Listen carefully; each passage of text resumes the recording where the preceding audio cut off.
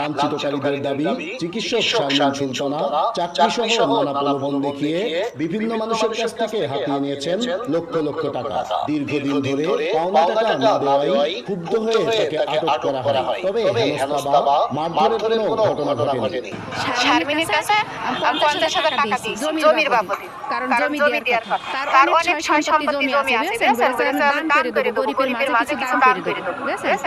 ওই এটাই ভিত্তি করে যে যখন হলো দান করে দেবে সে গরিব, যাতে হলো 2 কাঠা জমি যদি তো পাওয়া যায় সেখানে একটু ভিটে মাটি দেখা যাচ্ছে যে বসত করা যাবে।